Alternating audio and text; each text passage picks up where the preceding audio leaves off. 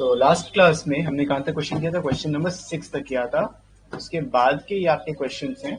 So question number 11 का first part देखो। In what ratio is the line joining the points divided by the X axis, Y axis. इसमें Y axis होगा, अगली line में x axis या कुछ भी हो सकता है। सो क्वेश्चन में ये बोला गया है किस रेशियो में दो पॉइंट्स हैं, एक पॉइंट 3,4 है आपका, दिस इज पॉइंट 3,4।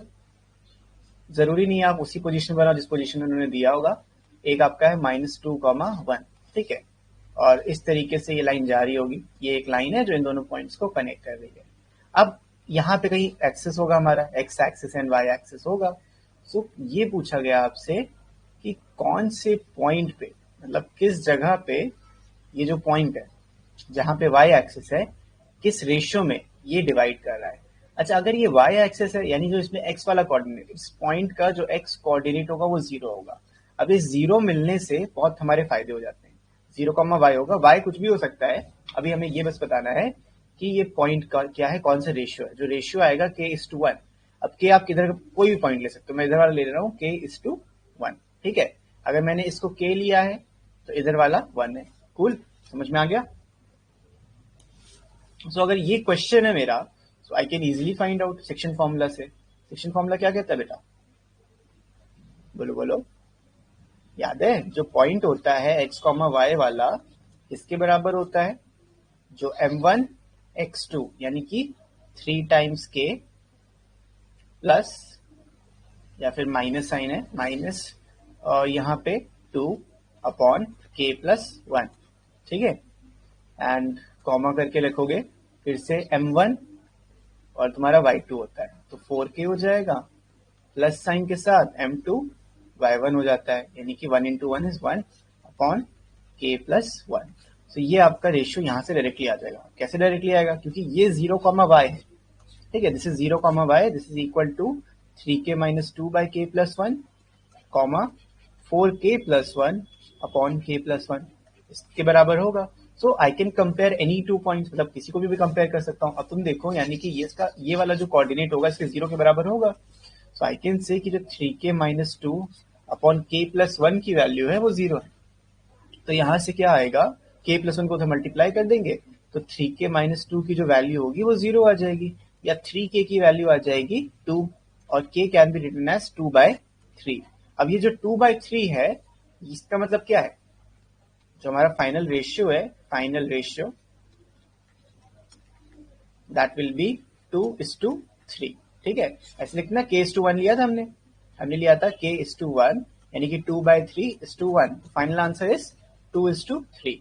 लेकिन आंसर में देखो 3:2 दिया हुआ, क्वेश्चन नंबर था ये ध्यान से देखो, ये दिख रहा है 3:2 इंटरनली। अब मैंने 2:3 निकाला है, मुझे मालूम है 3:2 आया है। रीजन क्या है इसका?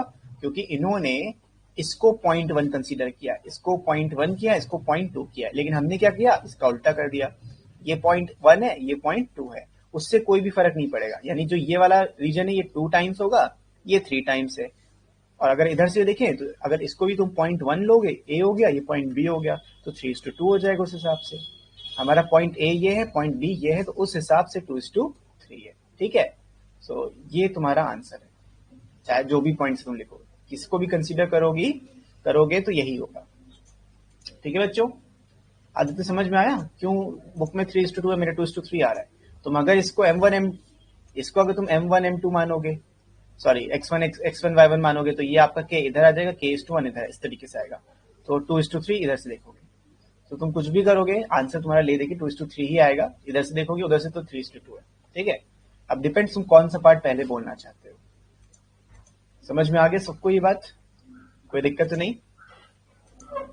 अब बोला गया कि पॉइंट ऑफ इंटरसेक्शन बताओ, यानी कि जो 0, y था, इसमें y की वैल्यू बताओ। वेरी इजी, हमें k की वैल्यू पता चल गई ना, हमें k पता है कितना है बेटा, 2/3 है, तो यहाँ वाले पॉइंट पे रख दो। तो y is equals to 4 times 2/3 plus 1 upon 2/3 plus 1। क्या आंसर आ जाएगा? 8/3 plus 1 upon 2/3 plus 1। Simplify further, 8 plus 3 upon 3 and 2 plus 3 upon 3, ये 3 कैंसिल हो जाएगा, तो ये 8 plus 3 is 11 and this is 5। Answer देखो क्या आ रहा है, 0, 11/5, ठीक है। हमने y कोऑर्डिनेट निकाल दिया, x 0 था, देयरफॉर जो पॉइंट की वैल्यू आएगी 0,11/5 आएगी. This is the answer. Find the ratio in which point 11th का second part. Find the ratio in which point p point है a, 6 divide the line segment joining the points a and b. अब यहाँ पे a b इन्होंने define कर दिया है, ये -4,3 है, एंड एक पॉइंट b है जो 2,8 है. Also find the value of k. तो एक रेशियो आपको बताना है जो इसको डिवाइड कर रहा है. तो पॉइंट a b हम इस तरीके से मान लेते हैं, अब इन्होंने जैसे बोला है उसी तरीके से मान लेते हैं. पॉइंट a और b हो गया, और जो पॉइंट्स हैं उनको लिखना जरूरी नहीं है, लिखना चाहो लिख लो. -4,3 एंड दिस इज 2,8. ये तुम्हारे पॉइंट्स हो गए. और यहाँ पे बोला एक पॉइंट P है जिसकी कोऑर्डिनेट है k, 6. इसका तुम्हें पहले रेशियो निकालना है. तो यहाँ पे ऑलरेडी वो लोग k यूज कर चुके हैं, तो कुछ और हम ले लेते हैं, m:1 ले लेते हैं, m:1. So let the ratio be 11 का सेकंड करें. ठीक है, सो क्वेश्चन में लिखना, आंसर में लिखना late the ratio B m:1. ठीक है, जो रेशियो होगा वो आपका m:1 है, क्योंकि k ऑलरेडी वो लोग यूज कर चुके हैं. जब m:1 लोगे, यानी कि जो तुम्हारा पॉइंट होता है, यानी कि k, 6 is equal to m1 x2, यानी कि 2m प्लस m2 x1, यानी कि -4 आ जाएगा. और यहाँ पे नीचे m+1 ही रहेगा. कॉमा लगाना, फिर से सेम काम, 8m प्लस 3 अपॉन m+1. ठीक है, अब यहाँ से यू कैन कंपेयर, क्योंकि हमें ये 6 वैल्यू पता है, तो हम इसमें x को ना कंपेयर करके 6 को कंपेयर कर लेते हैं. तो this will be equal to 8m plus 3 upon m+1. अब इसको तुम क्रॉस मल्टीप्लाई कर लोगे तो you'll get 6m plus 6 is equals to 8m plus 3. तो 6m इधर ले आते हैं, 3 को इधर भेज देते हैं, तो 6 - 3 हो जाएगा और 8m - 6m हो जाएगा. This is 3, this is 2m. तो m की वैल्यू आ जाएगी 3/2. अगर m 3/2 आया है तो रेशियो क्या आ जाएगा, 3/2:1, विच इम्प्लाइज 3:2. और इंटरनली करेगा, देखो 3:2 आंसर आ रहा है, दिख रहा है ना. और इन्होंने बोला है कि also find the value of k. तो अगर अब तुम्हें m मिल गया है तो इनको हम कंपेयर कर लेंगे, इसको उठाओ और इसको उठाओ, कंपेयर कर दो, m की वैल्यू रख के you will get your answer. तो 12th में बोला गया है, if a b and c are 3 vertices of a triangle, find the length of the median through a. तो मैं क्वेश्चन आपको बता दे रहा हूँ, मतलब एक्सप्लेन कर दे रहा हूँ, इसका आंसर आप लोग अभी निकालिए, बताइए क्या आ रहा है. एक ट्रायंगल है ABC नाम से, ABC, और इनकी कोऑर्डिनेट्स आपको दिए हैं -1,3, ये है 1,1 और C है 5,1. ये 3 वर्टिसेस हैं ट्रायंगल की. Find the length of median through a. अब मीडियन क्या होती है, थ्रू ए का मतलब ए से जा रही है, किस पे जाएगी, BC पे जाएगी. मीडियन वो लाइन होती है जो इक्वली डिवाइड करती है अपोजिट साइड को. ठीक है, median is the line which divides opposite side equally. यानी कि जो ये पॉइंट आया, लेट से D आया, ये B और C का मिड पॉइंट होगा. अब मैंने तुमको इतना हिंट दे दिया है, जल्दी से इस क्वेश्चन को सॉल्व करो. देखो डाउट किस तरीके से होगा, इसका मिड पॉइंट क्या आएगा, 1 + 5 6/2, 3 आ जाएगा, कॉमा 1 + 1 2 1 3,1. तो इसका जो पॉइंट D आएगा वो ये आ जाएगा. कूल, ये चीज समझ में आ गई. तो क्वेश्चन नंबर 12 का एक पार्ट आ गया, ये D मैंने पॉइंट निकाल दिया.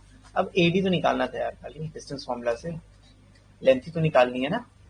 लेंथ निकालोगे अंडर रूट में x2 - x1, यानी कि 3 माइनस ऑफ -1, इस पूरे का स्क्वायर प्लस 1 - 3 इसका square. You can find out, this is 4 का स्क्वायर, दिस इज 2 का स्क्वायर, -2 का स्क्वायर, 2 का स्क्वायर एक ही बात है स्क्वायर रूट के अंदर.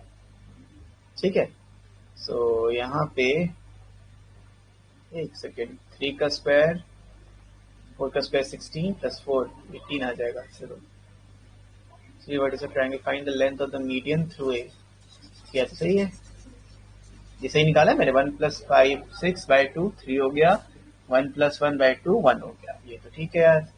Median through, question number 12, find the length of the median through a. इसी की हमें मीडियन निकालनी थी. सही तो है यार. 3 - -4 1 - 3 2, -1 + 1 0, 3,0 आएगा बेटा. 3,0, ये -1 था, मैं ध्यान नहीं दिया, -1 था. ठीक, मैं वही कह रहा हूँ, कुछ गलत हो रहा है. 3, -1, तो स्क्वायर रूट ऑफ 3 - -1 का स्क्वायर प्लस 0 माइनस 3 का स्क्वायर, ये सब स्क्वायर रूट के अंदर, ये 4 का स्क्वायर हो गया, ये 3 का स्क्वायर हो गया, अभी भी स्क्वायर रूट के अंदर है। 4 का स्क्वायर है 16, दिस इज 9, स्क्वायर रूट के अंदर है। स्क्वायर रूट ऑफ 25, क्योंकि लेंथ है तो प्लस वाला लेंगे खाली, तो 5 units will be your answer. अब सही आया। तो पॉइंट मैंने गलत ले लिया था, 1 नहीं था, 3,0 आएगा। ठीक है आदित्य, सही कर लो उसको बेटा, 3,0 होगा। 13 में बोला गया है vertex of a triangle is 1,1। तो एक वर्टेक्स है ट्राइंगल का 1,1, तो इसको भाई 1,1 लिख देते हैं। And the mid points of the other two sides through this vertex are. अच्छा, इस वर्टेक्स से जो मिड पॉइंट गया है, मतलब जो वर्टेक्स से लाइंस गई हैं उसके मिड पॉइंट्स में दिए हुए हैं। क्या मिड पॉइंट्स है भाई? मिड पॉइंट्स आर -1,2, ये -1,2 आ जाएगा, एंड ये आ जाएगा आपका 3,2। ठीक है, यानी पॉइंट ए दिया आपको, बी और सी नहीं दिया। ठीक है, you need to find the point D and C. Let's say इसको हम x2 y2 मान लेते हैं, इसको हम लोग x3 y3 मान ले रहे हैं। ठीक है, x3 एंड y3 नाम आपके ऊपर है, नाम आप ए बी सी डी कुछ भी दे सकते हो। मैं x2 y2 और यहाँ पे x3 y3 दे देता हूँ। इससे फायदा क्या होगा, देखो जो ये पॉइंट है, लेट्स से इसको डी बोलते हैं, इसको ई बोलते हैं। तो क्वेश्चन 13 कर रहे हैं, डी इज मिड पॉइंट। जो डी है क्या है? मिड पॉइंट है। इसका मिड पॉइंट है ऑफ ए बी, यानी कि जो डी की वैल्यू आई होगी -1,2 कैसे आई होगी? वो आई होगी 1 + x2 अपॉन 2 से, कॉमा 1 + y2 अपॉन 2 से। तो अगर जब इसको सॉल्व करोगे आप लोग, इंडिविजुअली करके सकते हो, चाहे जैसे करना चाहो कर लो। तो जो -1 है, देखो इधर -1 की वैल्यू आएगी 1 + x2 अपॉन 2 के बराबर। तो यहाँ से आप x2 जब निकालोगे, सो -2 is equals to 1 + x2। x2 की वैल्यू आ गई -3, यानी कि बेटा कितना मिल गया? -3, कॉमा ऐसे ही y2 निकाल लोगे, तो 2 is equals to 1 + y2 upon 2। तो 2 2 4, 4 एंड 1 जाके माइनस हो जाएगा, इक्वल्स टू y2, और y2 की वैल्यू आ जाएगी 3। तो यहाँ पे -3, 3 आपको मिल जाएगा। समझ रहे हो? हमें वर्टेक्स की नीड है, क्योंकि हमें सेंट्रॉइड निकालना है। ठीक है, सेंट्रॉइड के लिए हमेशा वर्टेक्स निकालेंगे। ऐसे हमारा x2 y2 है, ऐसे x3 y3 भी निकाल लो फटाफट। तो E है मेरा मिड पॉइंट है। E लिखना चाहो लिखो, ना लिखना चाहो कोई बात नहीं।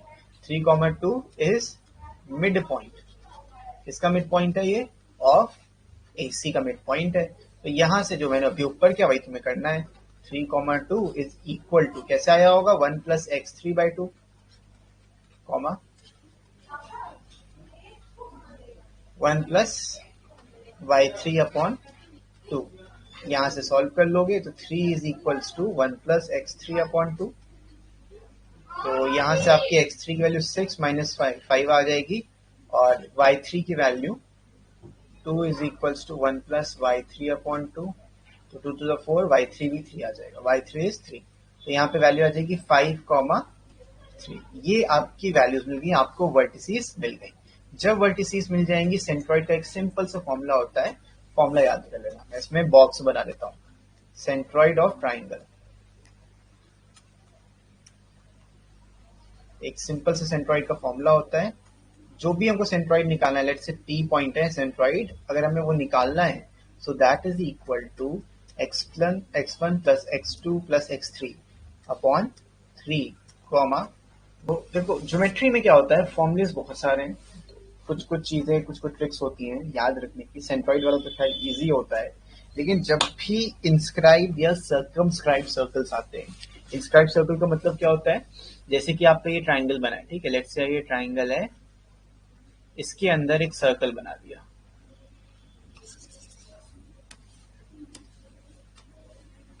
एक सर्कल है, इसके ऊपर हमने ट्राइंगल कर दिया, या कह सकते हो ट्राइंगल के अंदर सर्कल बना दिया, जो भी तुम कहना चाहो, समथिंग लाइक दिस। इसको थोड़ा सा हिला लें, हो जाएगा। ओके कूल, हाँ गॉट इट। सो बेसिकली इस टाइप का अगर आपको कहीं पे फिगर दिखे जो एल्यूमिनाटी को रिजेंबल कर रहा है, तो समझ लो ये क्या कहलाएगा? ये कहलाएगा बच्चों इंस्क्राइब सर्कल। जहां पे देखो सर्कल क्या है, एग्जैक्टली ट्राइंगल के तुम्हारे अंदर है। ठीक है, तो इसका एक फॉर्मूला होता है निकालने का। क्वेश्चन पढ़ो, find the coordinates of a centre of the circle inscribed in a triangle. एक ट्राइंगल के अंदर सर्कल है उसका आपको सेंटर निकालना है, यानी कि ये पॉइंट, अब ये सेंट्रॉइड नहीं है, ये इस सर्कल का सेंटर है, ठीक है। निकालने का तरीका क्या होता है बताता हूँ। उस एंगुलर पॉइंट्स, अब एंगुलर पॉइंट्स नाम से क्लियर हो रहा है, जहां पे दो एंगल्स मीट करते हैं वो पॉइंट्स आपको दिए हैं, यानी कि वर्टिसेस का एक कह सकते हो फैंसी नेम है एंगुलर पॉइंट्स। वर्टिसेस को हम एंगुलर पॉइंट्स भी कहते हैं। तो ये हो गया आपका -36,7, ठीक है।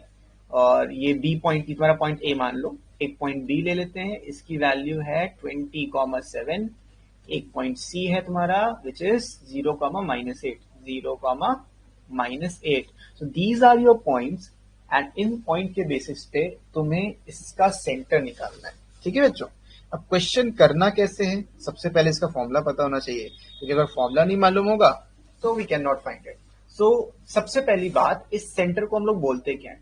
कभी भी आप इंस्क्राइब्ड सर्कल का निकालो, थोड़ा सा मैं नीचे कर लूँ, तो इस सेंटर का नाम है अपना, एक यूनिक सा नाम है। क्या कोई मुझे बता सकता है इंस्क्राइब्ड सर्कल के सेंटर को क्या बोलते हैं? इन सेंटर होता है। अगर इंस्क्राइब्ड सर्कल बना है यानी हम उसका इन सेंटर निकाल लें। अब इन सेंटर निकलता कैसे है, और इसमें जो होता है उसको हम इन रेडियस, जो इसका रेडियस होता है, मतलब कि वो वर्टे, मतलब कि साइड से लेके सेंटर तक का डिस्टेंस जो होता है उसको हम लोग इन रेडियस कहते हैं। This is known as in radius. अभी लेकिन हम इन सेंटर की बात कर रहे हैं, इसको हम आई से डिनोट कर देते हैं, ठीक है। This is known as I incentre. जैसे हमने सेंट्रॉइड का बताया, इन सेंटर का मैं तुम्हें फॉर्मूला बता रहा हूँ कैसे निकालना है। तो जो इन सेंटर का फॉर्मूला होता है बहुत ही सिंपल सा होता है, इतना सिंपल होता है कि तुमको थोड़ा सा रखना पड़ता है। सो लेट से इन सेंटर के मुझे पॉइंट्स निकालने, नहीं आई के मुझे एक्स एंड वाई कोऑर्डिनेट निकालने।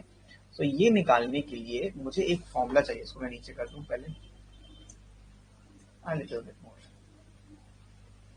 Better actually. So in center का जो फॉर्मूला होता है बच्चों याद कर लो, ये होता है ए एक्स ए, ठीक है, plus B X B plus C X C. अब इसका मतलब क्या है ये चीज समझाता हूं, डोंट वरी, आता हूं उधर भी। Upon A plus B plus C, comma यहां पे A Y capital A plus B Y capital B plus C Y capital C upon A plus B plus C. अच्छा, एक्स से X B X C is a fancy name of x1 y1। तो ये x से comma y है, मतलब point A का x coordinate and point A का y coordinate. X ए को हम ऐसे रीड करते हैं, पॉइंट ए का x कोऑर्डिनेट, पॉइंट बी का पॉइंट ए का y कोऑर्डिनेट। ऐसे हम इसके साथ भी कर सकते हैं, X B comma Y B, समझ रहे हो। तो लिखने के तरीके होते हैं जो आपको पता होने चाहिए, जैसे x C comma Y C. ये चीज समझ में आ गई बच्चों? आ रहा है ना, एक एक चीज समझा के करूंगा आगे, डोंट वरी। बोलो ये चीज क्लियर है बेटा? अब जो ये एबीसी है, ये वाले ABC, what is this ABC? ये कौन सी बला है? ये स्मॉल एबीसी है, कैपिटल नहीं लिखा मैंने गलती से नहीं, जानबूझ के नहीं लिखा, क्योंकि जो ये स्मॉल ए है, this is the length of the side opposite to the vertex A. Small A is the length of the side opposite to the vertex A. Small B is the length of the side opposite to vertex B, and similar for small C. तो ABC होता क्या? अगर मैं इस तरीके से बेटा triangle बना रहा हूं ए बी सी, तो ए के सामने वाली लेंथ होगी, मतलब बीसी जो लेंथ होती है that is known as A. ऐसे ही सी ये हो जाएगी बी ए लेंथ, और यहाँ पे बी हो जाएगी। तो ये बेसिक टर्मिनोलॉजी आप सबने पढ़ी रखी है, नहीं पढ़ा है? पढ़ा है ना? क्लियर है? बेसिकली अब हमें ए बी सी की मतलब वैल्यू निकालनी है। जो स्मॉल ए स्मॉल बी स्मॉल सी है उसकी हमें यहाँ पे वैल्यू कैलकुलेट करनी है। तो देखो सारी वर्टेक्स लिखी है, फॉर्मूला हमें मालूम है, लेकिन इसमें एक्स ए एक्स बी एक्स सी मालूम है, हमें ए बी सी नहीं मालूम। तो ए बी सी चलो निकाल लेते हैं। सबसे पहले ए निकालते हैं। ए क्या है? Length of B C. Question समझ में आ रहा है ना किस तरीके से कर रहे हैं? और लेंथ ऑफ बी सी कैसे निकलेगा? स्क्वायर रूट ऑफ इन दोनों का बस पॉइंट निकालना है। तो सिंपली 0 - 20 का स्क्वायर प्लस -8 - 7 का होल स्क्वायर। इजी, निकाल लोगे, समझ में आ गया, अच्छी बात है। सो ये है 20 का स्क्वायर प्लस 15 का स्क्वायर ना, 8 + 7 is 15 square. This is 400 and this is 225, तो टोटल आ जाएगा 625। एंड अभी भी ये स्क्वायर रूट के अंदर है, यानी कि जो ए की वैल्यू आएगी वो 25 आएगी। This length will be 25, okay. सब दिमाग में जा रहे हैं ना बच्चों? ये भी कोई दिक्कत हो इस वीडियो को दोबारा विजिट करना, समझ लेना, बहुत ईजी है ये, लेकिन बस एक बार आना चाहिए। किसी ने फॉर्मूला नहीं बताया तो नहीं आएगा। ऐसे ही पॉइंट बी निकालेंगे। पॉइंट बी कैसे निकलेगा? AC से, length of AC, length of AC निकालेंगे तो -36 माइनस 0, -36 माइनस 0 का स्क्वायर प्लस 7 माइनस -8 का स्क्वायर, और ये सब कुछ स्क्वायर रूट में रहेगा। यहाँ पे आपको 36 का स्क्वायर मिलेगा प्लस 15 का स्क्वायर मिलेगा, स्क्वायर रूट में रहेगा। 36 का स्क्वायर कितना होता है बच्चों? What is the square of 36 is 1296 I guess। एक बार चेक कर लेना, जहां तक मुझे याद है 1296 होता है। एंड दिस इज 225, इसको आपको ऐड करना है। So let add these two, 5 plus 6 1 and 1521 and 1521 किसका स्क्वायर रूट होगा? तो b की वैल्यू आपकी आ जाएगी 40 का 1600 होता है तो ये 39 होगा। दिस इज 39, ठीक है। तो स्क्वायर रूट अगर आपको याद है तो आपका काम बहुत, जिंदगी बड़ी आसान हो जाएगी। वैसे आपको कैलकुलेटर अलाउड है तो इसमें तो कोई टेंशन वाली बात ही नहीं है। ऐसे ही पॉइंट सी निकाल लेंगे। पॉइंट सी क्या आएगा? लेंथ ऑफ AB आ जाएगा। तो स्क्वायर रूट ऑफ AB का डिस्टेंस हम कैलकुलेट करेंगे, 39 लिख देते हैं, ठीक है। This is 39, this is 39। C point क्या है भाई? सी पॉइंट है ये 36 माइनस 20, -36 माइनस 20 का स्क्वायर प्लस 7 माइनस 7 का स्क्वायर। वेरी गुड, ये तो टेंशन वाली बात ही नहीं है। 56 का स्क्वायर आ जाएगा स्क्वायर रूट के अंदर, तो फाइनल 56 से आ जाएगा। तो दिस इज 56। ये चीज समझ में आ गई। तो अब हमारे पास सारे पॉइंट्स मुझे मिल गए। मैं यहाँ पे जितनी भी चीजें उसको नोट डाउन कर रहा हूँ। मैं फॉर्मूले को दोबारा यहाँ से कॉपी कर रहा हूँ ताकि आपको दोबारा सामने सामने वो दिखे। And let me paste it. इसको मैं थोड़ा सा छोटा कर लेता हूँ, मुझे बहुत ज्यादा बड़ी फॉर्मूले की जरूरत नहीं है, ठीक है। This is our formula. अब वैल्यूज को मैं यहीं पे साथ साथ लिख दे रहा हूँ ताकि लिखने में आसान हो। ए की वैल्यू आई थी बेटा 25, ए वॉज 25, बी वॉज कितना था? B 39, 56, 39 and C was 56। ये सारी वैल्यूज में पता है। और पॉइंट्स मैं इसको नीचे ले आ रहा हूं, कॉपी कर लेते हैं, copy, let's paste it here, ठीक है। सो पॉइंट्स हमारे ये हैं सारे, x1 y1, क्वेश्चन नंबर ये 14 था। तो XA YA लिख देता हूं, ज्यादा बेटर आपको समझ में आएगा। ये आएगा -36,7, XB YB इज ये 20,7 है, and XC YC this is 0,-8। सिर्फ फॉर्मूले में वैल्यू रखना है, आंसर आ जाएगा। तो A के साथ आपको ये पॉइंट मल्टीप्लाई करना है, देख रहे हो, सिर्फ इसका यूज होगा, यानी कि 25 इंटू -36 प्लस भी करते जाना ऑब्वियसली, तो भाई थोड़ा सा लंबा भी हो सकता है, कोई टेंशन वाली बात नहीं। 39 इंटू दिस 20, ठीक है, plus C is 56 into 0 and upon 25 plus 39 plus 56। ये फॉर्मूलाज आपको याद होने चाहिए, ठीक है। ये फॉर्मूलाज जितने भी हैं आपको याद होने चाहिए। फिर बीच में कॉमा लगाना है एंड वैल्यूज को लिखना है वापस से। फिर से 25 into 7 plus 39 into 7 plus 56 into -8, ठीक है बच्चों, ये हो गया। डिवाइड सेम नंबर से करना है आपको, 25 plus 39 plus 56, this is your coordinate.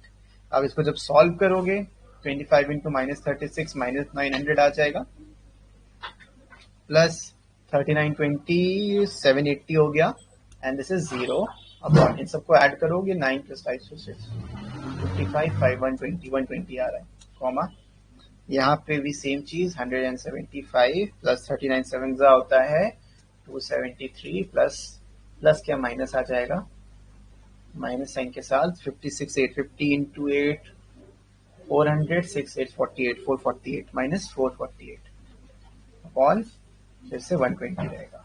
तो ये आपका फाइनल आंसर आएगा। तो ये आ गया -120, 780 है बच्चों, ये 780 -120 अपॉन 120 कॉमा 440, ये 448 वो -448 0 अपॉन 120। तो आंसर देखो कैसा आ रहा है, -1,0। जो तुम्हारा इन सेंटर आया है वो आया है -1,0। सो क्वेश्चन थोड़ा सा लेंथी जरूर था, बट बहुत ज्यादा डिफिकल्ट नहीं था। Once you know the formula you can find all the values. तो ये क्वेश्चन नंबर था हमारा 14। Okay, please note it down, then हम आगे बढ़ते हैं। ठीक है बच्चों, 14th हो गया। 15th में क्या है, find the area of a triangle form by the points this and show that these points are collinear, p is equals to 2 और p is equals to -1/2। अच्छा, एरिया का जो क्वेश्चन होता है उसका एक स्पेशल फॉर्मूला होता है। किसी को पता है बच्चों फॉर्मूला? मतलब 10th में आई गेस सीबीएसई बोर्ड में होता है। तुमने पढ़ा था ये वाला फॉर्मूला? नहीं पढ़ा था। देखो 12th क्लास में आप लोग पढ़ोगे एक क्या कहते हैं उसको, डिटर्मिनेंट्स। तो डिटर्मिनेंट्स की हेल्प से ये याद रखना बहुत इजी होता है। ठीक है, ऐसे तो इट्स लाइक कि रटो बैठ के, लेकिन मैं तुम्हें डिटर्मिनेंट्स वाला तरीका सिखाऊंगा ताकि तुम लोग कभी भूलो ना उस चीज को। ठीक है, जो मैं बता रहा हूँ आदित्य बता रहा हूँ। ठीक है, जो फॉर्मूला तुम्हारे में होता है this is the formula. Area का जो फॉर्मूला होता है, अगर वर्टिसेस दिए हैं आपको, एरिया ऑफ ट्राइंगल, देखो हर एक क्वेश्चन में एक नया टॉपिक है, area of triangle. Area of triangle का जो फॉर्मूला होता है इस तरीके से आता है, area is equals to half of, bracket लगाओगे और यहाँ लिखोगे x1, यहाँ लिखोगे y2 माइनस y3, एक साइक्लिक ऑर्डर चलता है। ठीक है, फिर प्लस x2 लिखोगे और यहाँ लिखोगे y3 माइनस y1, देख लो साइक्लिक ऑर्डर बच्चों। फिर अगला यू गेस्ड इट, x3 आएगा प्लस x3, कितना आ जाएगा y1 minus y2, cyclic order चल रहा है। तो ये तरीका होता है, इसको मतलब ये फॉर्मूला होता है। तरीका क्या होता है, अगर तरीका की बात करें तो ये होता है, area is equals to half of determinant x1 y1 1, x2 y2 1, x3 y3 1। तो ये होता है एरिया का प्रॉपर फॉर्मूला, इसी को एक्सपैंड करके वो आया है।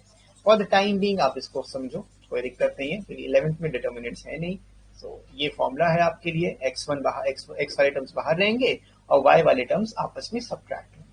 तो यहाँ पे हम पहले पॉइंट्स लिख देते हैं। ये पॉइंट x1 कितना दिया आपको इसमें क्वेश्चन नंबर 15 में, p+1। तो x1 है p+1 और y1 है 1। ठीक है, x1 है p+1 और y1 है 1। x2 है तुम्हारा 2p+1, this is 2p+1 and y2 is given as 3। तो जैसे कोऑर्डिनेट्स लिखते हो ऐसे कोऑर्डिनेट ही लिखने आप खाली। x3 is given as 2p+2 and यहाँ पे x3 2p दिया हुआ sir, sorry y3 is given as 2p। ये क्वेश्चन है, ये फॉर्मूला आपके सामने है। Now put the values and आपका आंसर p के टर्म्स में आएगा ऑब्वियसली, तो इट्स फाइन। p के टर्म्स में इधर भी दिया हुआ है, p के टर्म्स में ही दिया हुआ है। सो एरिया का फॉर्मूला आपको लगाना है, area is equals to half of x1 क्या है बेटा p+1, तो p+1 हम इधर लिख देते हैं और ब्रैकेट में y2 माइनस y3 करते हैं, y2 3 है और माइनस 2p कर देते, तो 3 माइनस 2p। तो ये याद रखना किसको माइनस कर रहे हैं किसको प्लस कर रहे हैं। प्लस x2 2p+1 है, x2 is 2p+1 and y3 minus y1 यानी कि 2p-1, this is 2p-1, plus sign लगाना फिर से। फिर x3 लिखना है, x3 2p+2 है, 2p+2 and y1 minus y2, y1 minus y2 यानी 1 माइनस 2, 1 माइनस 3। ठीक है, ये आपका प्रॉपर फॉर्मूला है। सिर्फ आपको इसको एक्सपैंड करना है, नथिंग एल्स। मल्टीप्लाई करना है, मल्टीप्लाई कर लो, मल्टीप्लाई करना तो इजी है ना। This is 3p minus 2p square plus 3 minus 2p। ठीक है, प्लस इसको भी मल्टीप्लाई कर लोगे, you will get 4p square minus 1। a minus B, a plus B वाला फॉर्म था, मैंने डायरेक्टली लिख दिया, तुम करोगे वही आएगा। फिर यहाँ पे करोगे तो 2p माइनस, अच्छा यहाँ पे तो 2 आ गया। ठीक है, दिस इज -2, दिस इज -2। तो डायरेक्टली सॉल्व कर लो इसको, नंबर था तो सब्ट्रैक्ट करके नंबर ही आएगा। तो -4, this will B -4p and -4, ये आया आपका। Now simplify the questions. p square के दो टर्म्स हैं, 4p square minus 2p square, तो बचेगा कितना, सिर्फ 2p स्क्वायर बचा। फिर हाफ लगाइए, आगे साइन देखो कौन सा है, 3p माइनस 2p, p आ गया यहाँ पे इन दोनों को सॉल्व करने पे आपको p पॉजिटिव वाला मिला, लेकिन -4p किया तो -3p नेगेटिव हो गया, तो -3p। नंबर्स कितने हैं? 3 पॉजिटिव में, एक -1 नेगेटिव, तो 2 हो गया पॉजिटिव में, और -4 करोगे तो 2 -4 -2 हो जाएगा, दिस विल बी -2। तो ये आपका फाइनल एरिया आ गया। समझ में आया बच्चों? सिर्फ एरिया का एक सिंपल सा फॉर्मूला था, खत्म नहीं हुआ क्वेश्चन, क्योंकि ये आपका आंसर तो आ गया कितने स्क्वायर यूनिट्स को। Area will always be in square units, this will B square units. अब एक कंसेप्ट इस क्वेश्चन में था कि ये भी प्रूव करना है कि कोलिनियर तभी होंगे जब p की वैल्यू 2 होगी या -1/2 होगी। अब कोलिनियर से मतलब क्या है? कोलिनियर का मतलब है कि जो भी पॉइंट्स आपको दिए हैं ये एक स्ट्रेट लाइन में हो। कोलिनियर मतलब इन अ स्ट्रेट लाइन, ये ट्राइंगल ना बना रहे हो, स्ट्रेट लाइन में हो। ये तभी हो सकता है जब p को 2 रखेंगे और -1/2 रखेंगे। कैसे प्रूव करेंगे? अच्छा, एक स्ट्रेट लाइन का एरिया कितना होगा ये बताओ जल्दी से। जैसे एक स्ट्रेट लाइन का कितना एरिया होता है? What is the area of a straight line?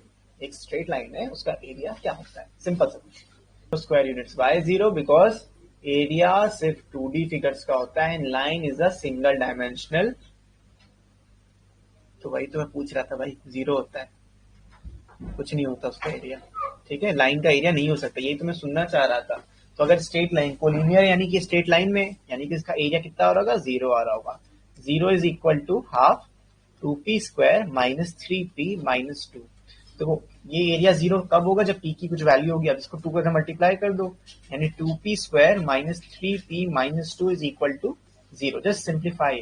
तो जब 2p square -4p plus p -2 is equal to 0, यहां से देखो 2p common, p -2 plus 1 common, p -2 equal to 0। तो यहां से देखो एक फैक्टर बन गया ना, p -2 and 2p plus 1 equal to 0।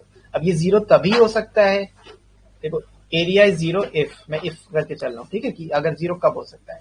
If p is equal to 2 और -1/2। यही हमें प्रूफ करना था, जो हमने यहाँ पे देखो प्रूफ कर दिया। Question number 16 and 17 according to your course is no longer there, क्योंकि ये क्वाड्रिलेटरल का एरिया निकालने की बात करता है। क्वाड्रिलेटरल का एरिया भी हम इसी तरीके से निकाल सकते हैं, सेम फॉर्मूला होता है। क्वाड्रिलेट जैसे इसमें 3 है, उसमें 4 बार तुम्हें साइक्लिक ऑर्डर में चलना पड़ेगा। तो तरीका वही है, but no longer in your course, आना नहीं चाहिए। ठीक है, समझ में आ गया?